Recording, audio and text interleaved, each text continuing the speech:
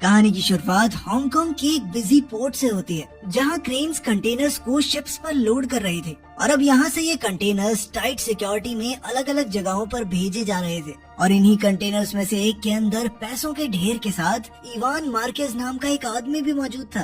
कुछ security checks के बाद वो कंटेनर से बाहर आ गया। असल में ये कंटेनर स्पेन से हांगकांग $1.5 मिलियन के साथ शिप किया गया था और नोटों की गिनती होने के बाद इवान को कुरियर के तौर पर 3% का कमीशन मिलने वाला था, जो होगा लगभग 380 करोड़ रुपए। कुछ साल पहले हम इवान को एक बड़े होटल के सामने फरारी में आते हुए देखते हैं, लेकिन वो सिर्फ वैले पार्किंग का काम करता था। इसके बाद इवान बारिश में भीगता हुआ वापस अपने घर पहुंचा, जहां उसने अपनी माँ को अपनी आज की कमाई दिखाई। उसकी माँ पैसे देखकर काफी खुश थी, लेकिन साथ ही उसने कहा कि अपने पिता के साथ भी थोड़ा समय बिता लिया कर, वो तुझे बहुत याद करते हैं। इवान एक मिडिल क्लास परिवार का नौजवान था जो अपनी जिंदगी में कामयाब होना चाहता था। एक वक्त था जब इवान अपने पिता को अपना हीरो मानता था और वो कभी भी उस दिन को नहीं भूल सकता जब वो अपने पिता के साथ एक शादी का बैंकेट हॉल खोलने के लिए लोन मांगने गया था। उनका बिजनेस शुरुआत में तो काफी अच्छा चला और उनका परिवार खूब नोट छाप रहा था, लेकिन फिर देश में इकोनॉमिक क्राइसिस आने की वजह से उसके पिता का बिजनेस ठप पड़ गया और तब उसने ठान लिया कि वो कभी गरीबी में नहीं जिएगा। रिसेशन के बाद इवान के पिता अक्सर टीवी के सामने शिकायत करते रहते, इसके चलते इवान को उनसे चिढ़ होने लगी। कुछ करना धरना है नहीं, सारा दिन बस सरकार को गाली देनी है। इसी दौरान इवान वैले का काम करने लगा, लेकिन वो हमेशा किसी बिजनेस अपॉर्चुनिटी की तलाश में रहता। अपने पिता से बिल्कुल उल्टा, वो सिस्टम से चिपक कर रहने में विश्वास नहीं रखता था। खैर एक दिन उसने अपने दोस्तों के साथ अपना बिजनेस प्लान शेयर किया, जिसमें वो एक बेकार से फ्लैट को खरीद के उसको बढ़िया बना के बेचने वाला था। लेकिन उसके दोस्तों को इस आइडिया में कोई दिलचस्पी नहीं थी और साथ ही उनके पास लगाने के लिए पैसे भी नहीं थे। जिस पर इवान ने कहा कि तो क्या हो गया, बैंक से लोन ले लेंगे। और उसकी बातें सुनकर उसके दोस्त उस पर हंसने लग गए। अपनी वैले की नौकरी पर इवान और उसके दोस्त ने मिस्टर लैरिस नाम के एक आदमी को देखा, जो कि मौजूदा सरकार में एक मंत्री था, लेकिन उस वक्त वो बहुत ज्यादा नशे में था। इवान ने सामने से उस आदमी को घर छोड़ने का ऑफर दिया, जिसके लिए वो आदमी तुरंत ही तैयार हो गया। इवान उस आदमी के ब्रीफकेस को खोलने के लिए बेताब था और खुशकिस्मती से उसे इस चीज के लिए काफी टाइम भी मिला। उस ब्रीफकेस के अंदर पैसों का ढेर देखकर वो हैरान रह गया और उसने तुरंत ही कुछ नोट निकाल लिए। थोड़ी देर बाद जब वो लोग उसके घर पहुंचे तो इवान सीधा उस औरत से मिला जिसके लिए वो पॉलिटिशियन काम करता था। इवान का मानना था कि वो इस नशेड़ी से बेहतर काम कर सकता है, उसे फर्क नहीं पड़ता चाहे उनका बिजनेस जो मर्जी हो। उसने ये भी बताया कि पॉलिटिशियन पीठ पीछे उनसे चोरी कर रहा था। पैसे तो उसने निकाल ही लिए थे, तो उसकी बात सच निकली। साथ ही मैरी को इवान का कॉन्फिडेंस बहुत अच्छा लगा और फिर उसने इवान को डिलीवरी के लिए 10,000 यूरोज ऑफर किए, जिसे इवान खुशी खुशी पहुंचाने के लिए तैयार हो गया। अगले दिन इवान ने फ्रांसिस्को नाम के एक आदमी को घोड़ा डिलीवर किया, जिसने अपनी बेटी लिटिसिया के बर्थडे के लिए उसे खरीदा था। सवाल करने पर इवान ने उसे बताया कि ये उसकी मैरी के लिए पहली डिलीवरी है। बातचीत के दौरान पता चला कि फ्रांसिस्को और इवान दोनों एक ही शहर से हैं। उसे फ्रांसिस्को की कहानी पता चली कि कैसे वो एक मामूली सी फोटोकॉपी शॉप में काम करता था, फिर धीरे धीरे कुछ बड़े लोगों से हाथ मिलाकर वो आज यहाँ तक पहुँच गया है। अब इवान को फ्रांसिस्को से मैरी के लिए कैश का ब्रीफकेस डिलीवर करना था, लेकिन ये काम इतना आसान नहीं था। रास्ते में इवान को पुलिस ने रोक लिया और कुछ ही पलों में पुलिस को ब्रीफकेस में भरा कैश भी मिल गया। अपने आप को बचाने के लिए इवान ने झूठ कह दिया कि अभी अभी मैं घर बेच के आ रहा हूँ, ये पैसा उससे मिला है मुझे। लेकिन पुलिस वालों ने उसके इस झूठ को बड़ी ही आसानी से पकड़ लिया और गुस्से में उन्होंने उसका सर गाड़ी पर दे मारा। अपने आप को मुसीबत में देखकर इवान ने पूरे कॉन्फिडेंस में कहा कि मैं तुम्हारे बॉस को जानता हूँ, फोन करूँ क्या उसे, मिलाऊं क्या कॉल। जिसके बाद पुलिस वालों ने उसे छोड़ दिया।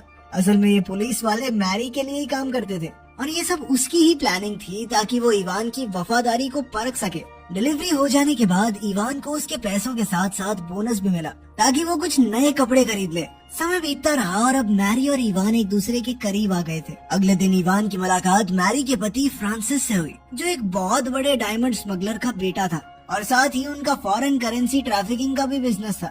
उस दिन इवान का काम एक बेल्जियन कुरियर का था। इवान अपनी कुरियर की नौकरी से बहुत खुश था। वो बढ़िया पैसे कमा रहा था और साथ ही महंगी गाड़ियाँ चलाता। फ्रांसिस्को, जिसे लोग पाको के नाम से भी जानते थे, अपने बहुत ही अमीर क्लाइंट्स के काले पैसे को साफ करने का काम करता था और इसमें फ्रांसिस और मैरी उसकी मदद करते थे। वो इवान को कैश से भरे हुए ब्रीफकेसेस देता था जो उसे बेल्जियम पहुंचाने होते थे। एक दिन इवान लिटिशिया से बात कर रहा था जब उसे पाको ने देख लिया। पाको इस बात से खुश नहीं हुआ और उसने इवान को लेटिशिया से दूर रहने को कहा। कुछ दिनों बाद इवान मैरी से एक रेस्टोरेंट में मिला जहाँ उसने बताया कि बेल्जियम में खतरा बहुत ज्यादा बढ़ चुका है, इसीलिए उन्होंने एक दूसरे शहर जनीवा में नया पार्टनर ढूंढ लिया है। पर तभी उन दोनों की नजर एक अजीब से कपल पर पड़ी, जिन्हें देखकर इवान कहने लगा कि इस फुद्दू ने कैसे पटा ली है लड़की। जिस पर मैरी ने जवाब दिया कि इसके ब्रीफकेस में जो है ना, उससे सब कुछ हो सकता है। इवान अभी भी मैरी के साथ बिजनेस करना चाहता था, क्योंकि अभी वो इस पूरे खेल के बारे में और सीखना चाहता है। इसके बाद वो लोग एक बिल्डिंग में पहुंचे, जहां उनकी मुलाकात मिस्टर स्टूल से हुई। वो भी मैरी का एक बिजनेस पार्टनर था, जिसने काले पैसे को साफ करने का बढ़िया सिस्टम बनाया हुआ था, और वो भी इसके लिए 3% ही कमीशन लेता था। कुछ देर बाद अपनी माँ से बात करते हुए इवान ने उसी आदमी को टीवी पर देखा, जिसकी वो सुंदर सी गर्लफ्रेंड थी। टीवी पर इवान ने उसकी पत्नी को भी देखा और वो समझ गया कि रेस्टोरेंट वाली लड़की से इसका अफेयर चल रहा है। इवान शांति से उसके वापस आने का इंतजार करता है, ताकि उसके कमरे में कैमरास इंस्टॉल करके उसे ब्लैकमेल कर सके। उस आदमी का नाम लुइस था और इवान ने उसके कमरे में घुसने के लिए एक क्लीनर को थोड़े पैसे भी दिए। लेकिन बदकिस्मती से रेस्टोरेंट के सिक्योरिटी ऑफिसर यानिक ने उसे रंगे हाथों पकड़ लिया। पर असल में तो यानिक भी उतना ही हरामी था, उसको सिर्फ इवान के मुनाफे का एक हिस्सा चाहिए था। जिसके बाद यानिक ने खुद कैमरा इंस्टॉल किए। इसके बाद जो वीडियो एविडेंस उन्हें मिला वो लुइस को ब्लैकमेल करने के लिए काफी था। इवान को पूरा भरोसा हो गया कि यानिक उसका एक बहुत बढ़िया पार्टनर बन सकता है, क्योंकि ताकतवर होने के साथ साथ उसका दिमाग भी बहुत तेज था। काम खत्म होने के बाद उन दोनों ने मस्त पार्टी करते हुए रात बिताई। इसके बाद इवान ने मैरी से मिलकर उसे बताया कि काफी समय से उसकी माँ उससे मिलने की जिद कर रही है। मैरी ने तुरंत ही कह दिया कि भाई कोई बात नहीं, जितने दिन की छुट्टी चाहिए ले ले, क्योंकि उसके मुताबिक परिवार सबसे जरूरी है।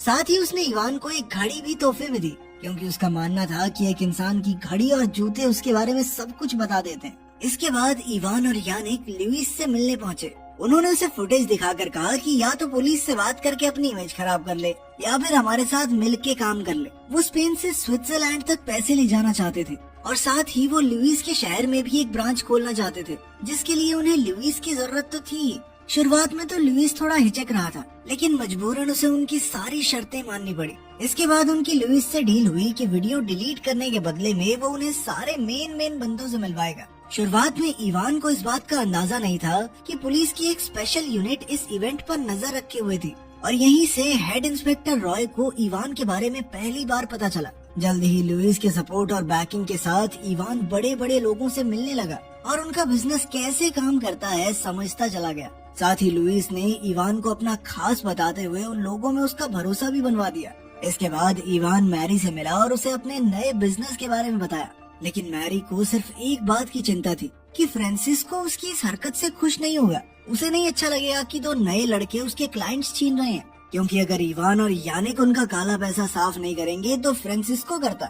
लेकिन इवान का मानना था कि इस धंधे में सबके लिए काफी पैसा है, और साथ ही उसने वादा किया कि वो फ्रांसिस्को के क्लाइंट नहीं खींचेगा। रात साथ बिताने के बाद इवान मैरी को रुकने के लिए कहता है, लेकिन मैरी ने कहा कि वो क्रिसमस अपने परिवार के साथ ही मनाना चाहती है। जब इवान अपने परिवार से मिलने मैड्रिड आया तो वो बहुत सारे तोहफे लेके आया उनके लिए, लेकिन उसके पिता बिल्कुल भी खुश नहीं थे, क्योंकि वो 1% उसके काम के बारे में नहीं जानते थे। वो लगातार इवान से उसके काम के बारे में पूछने लगे। इवान ने ऐसे ही कह दिया कि कुछ बड़े लोगों के साथ इम्पोर्ट एक्सपोर्ट का काम करता हूँ मैं, लेकिन उनकी ये बातचीत जल्द ही बहस में बदल गई। अपने पिता से लड़ाई करने के बाद इवान अपने पुराने दोस्तों से मिलने गया, और अब वो पुराने फ्लैट्स को खरीद कर नया बना के बेचने का काम ही कर रहे थे। कुल मिलाकर उन्होंने इवान का ही बिजनेस आइडिया चुरा लिया था, जैसा कि इवान ने उन्हें सालों पहले करने को कहा था। समय बीतता गया, पैसे आते गए और इवान का बिजनेस फलता फूलता रहा। ऐसे ही एक मीटिंग के दौरान उसकी मुलाकात फ्रांसिस्को और लेटिसिया से हुई। फ्रांसिस्को इस बात से नाराज था कि इवान उसके क्लाइंट्स को अपनी तरफ कर रहा है, और उसने इस बारे में इवान को चेतावनी भी दी। लेकिन जब उसके बाद भी इवान नहीं माना तो फ्रांसिस्को ने अपने कुछ आदमियों को इवान और यानिक को सबक सिखाने के लिए भेजा। वो सिर्फ ये दिखाना चाहता था कि उसके इलाके में बिजनेस करने का उन्हें कोई हक नहीं है। इस हादसे के बाद भागने की बजाय इवान ने फ्रांसिस्को का सामना करने का फैसला किया, और उसने उसे यकीन दिलाया कि वो फ्रांसिस्को की क्लाइंट्स को नहीं छेड़ेगा। साथ ही उसने फ्रांसिस्को को कहा कि सर देखो, मैं आपके एरिया में काम कर रहा हूँ ना, आप प्रॉफिट का 30% ले लो। उसकी ये बातें सुनकर फ्रांसिस्को बहुत ज्यादा खुश हो गया। इस दौरान इवान ने बहुत पैसे कमाए, और इसी के चलते उसमें कुछ ज्यादा ही गुरूर आ गया था। और जब मैरी ने उसके बदलते बर्ताव के बारे में कुछ कहा तो वो गुस्सा हो गया।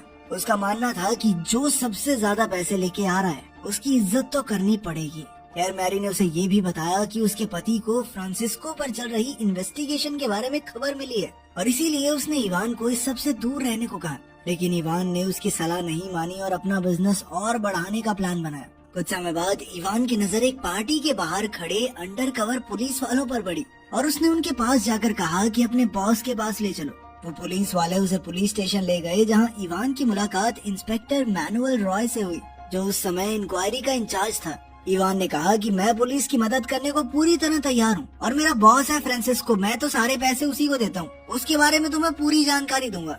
लेकिन इसके बदले में उसने अपने लिए पूरी सेफ्टी और प्रोटेक्शन की मांग की और उसने अपने प्रॉफिट का 30% फ्रांसिस्को को देने का वादा भी इसीलिए किया था ताकि वो बाद में उसे फंसवा सके। लेकिन अब उसे एक ऐसे सबूत की जरूरत थी जिससे ये साबित हो जाए कि उसने पुलिस को फ्रांसिस्को के बारे में नहीं बताया। और इसीलिए वो लेटिसिया को पेरिस ले गया, जहाँ 1 हफ्ते के लिए उसने लेटिसिया की हर एक डिमांड पूरी की। वो लेटिसिया के साथ प्यार का नाटक सिर्फ इसलिए कर रहा था कि किसी को उस पर शक न हो और वो कह सके कि मैं तो अपनी गर्लफ्रेंड के साथ बाहर गया हुआ था, मुझे क्या पता। खैर कुछ दिन बाद जब लेटिसिया ने टीवी पर अपने पिता के जेल जाने के बारे में सुना तो वो तुरंत ही मैड्रिड वापस जाने के लिए तैयार हो गई। लेकिन उसे इस बात का बिल्कुल अंदाजा नहीं था कि इवान ही उसके पिता की गिरफ्तारी का जिम्मेदार है। लेकिन जब इवान शहर में वापस आया तो लेटिसिया ने उसे अजनबी लड़कियों के साथ सोते हुए पकड़ लिया, जिससे वो समझ गई कि इवान ने उसके साथ प्यार का झूठा नाटक किया था। फ्रांसिस्को के जेल जाने के बाद इवान ने सबको कहा कि जब तक वो छूट कर नहीं आता तब तक उसके क्लाइंट मैं संभाल लेता हूँ। लेकिन मैरी और उसके पति फ्रांसिस को ये सही नहीं लगा, क्योंकि पुलिस के पास फ्रांसिस्को के क्लाइंट्स की जानकारी होगी और उनका काम करने के चक्कर में वो फंस सकता है। इवान ने उनकी बात मान ली और अभी के लिए अपना बिजनेस बंद कर दिया। उसने अपने सारे बचे हुए पैसे मैड्रिड में पार्टी करते हुए उड़ा दिए और जब पैसे खत्म हो गए तो इवान अपने घर वापस आ गया, जहाँ पहुंचकर उसे पता चला कि उसके पिता गुजर गए थे और उसकी माँ को अब मदद की सख्त जरूरत थी। अपने घर लौटने के बाद भी वो नए बिजनेस आइडियाज के बारे में सोचता रहा और आखिरकार उसे चाइनीज माफिया के बारे में पता चला। इवान ने लुइस से याओ मिंग के बारे में जानकारी ली। मिंग यहाँ से लोगों का काला पैसा चाइना तक पहुँचाता था, लेकिन वो पुराने घिसे पिटे तरीकों का इस्तेमाल करते और अक्सर पकड़े भी जाते। इसके बाद इवान मैरी से मिलने के लिए पहुँचा और उससे याओ मिंग के साथ डील करने के बारे में बातें करने लगा। लेकिन सबसे बड़ी दिक्कत तो ये थी कि अब स्विट्जरलैंड में पैसा ले जाना या वहाँ से निकालना इम्पॉसिबल सा हो गया था। ऊपर से उनके क्लाइंट कैश में पैसा मांगते थे। इवान के पास इसके लिए एक सोल्यूशन था। उसने कहा कि स्विट्जरलैंड में फंसे हुए पैसों को याओ के चाइनीज अकाउंट में भेज देते हैं और बदले में याओ हमें स्पेन में कैश दे देगा। दोनों ही पार्टियों को ये आइडिया बहुत पसंद आया और वो इसके लिए तुरंत तैयार हो गए। इधर मैरी और इवान अपनी नई डील की खुशियां मना ही रहे थे कि तभी फ्रांसिस्को अचानक उनकी टेबल पर पहुंच गया। लेटिसिया को धोखा देने के बाद फ्रांसिस्को को पता चल गया था कि इवान ने ही उसके खिलाफ पुलिस को खबर दी थी, पर उसने जज को पैसे खिला के अपना केस डिसमिस करवा लिया और अब वो किसी भी हाल में इवान से बदला लेना चाहता था। साथ ही उन्हें ये भी पता चला कि उनके लिए काम करने वाली एक सॉफ्टवेयर इंजीनियर ने स्विस बैंक अकाउंट्स की लिस्ट लीक कर दी है, जिसके बाद स्टूल और फ्रांसिस बचे हुए पैसे लेकर भाग गए थे। अब इवान और मैरी तुरंत समझ गए कि वो बहुत बड़ी मुसीबत में है, क्योंकि उनके तो ज्यादातर क्लाइंट उस लिस्ट में थे।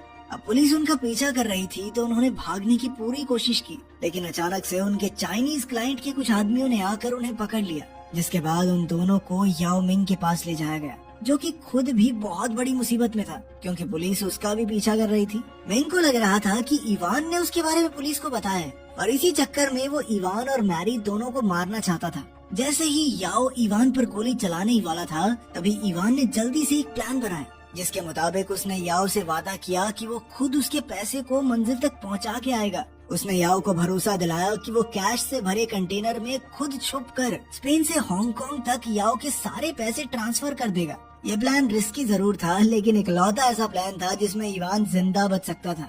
साथ ही अगर इवान हांगकांग पहुंच गया तो याओ को ये डर नहीं होगा कि वो पुलिस से बात कर सकता है। प्लान के मुताबिक इवान बिल्कुल सही सलामत हांगकांग पहुंच गया और अब 3% मिलेंगे, ये सोचकर वो बहुत खुश था। लेकिन अचानक से पुलिस वालों ने आकर उसे गिरफ्तार कर लिया, जिसके बाद उसे वापस स्पेन भेज दिया गया। और अब वो जानता था कि उसके लिए सिर्फ एक ही उम्मीद है कि उसे एक अच्छा लॉयर मिल जाए जो उसकी सजा कम करवा दे, क्योंकि सजा होनी तो पक्की है। लेकिन उसके वकील ने उसे बताया कि कम से कम 15 साल की जेल तो पक्की है भाई तुझे। जिस वजह से इवान ने पुलिस इंस्पेक्टर को रिश्वत देने की कोशिश की, पर बदकिस्मती से वो पुलिस वाला बिकाऊ नहीं था। इसके बाद इवान को पता चला कि असल में मैरी ने अपनी जान बचाने के लिए पुलिस को उसके बारे में बताया था, जिस वजह से उसे हांगकांग में पकड़ लिया गया। इवान समझ सकता था कि उसने अपनी जान बचाने के लिए ऐसा किया और अगर शायद मैं भी उसकी जगह होता तो ऐसा ही करता। बाद में याओ मिंग भी पुलिस के हाथ लग गए। आखिर में इवान जेल जाने वाला होता है, जहाँ उसे आखिरकार अपने पिता की बात सही लगती है और एक इंटरव्यू में वो कबूल करता है कि पैसे लोगों के सर चढ़ जाते हैं और उसके साथ भी कुछ ऐसा ही हुआ था। वीडियो पसंद आई तो लाइक कर देना, चैनल को सब्सक्राइब कर लेना। मिलते हैं अगली वीडियो में।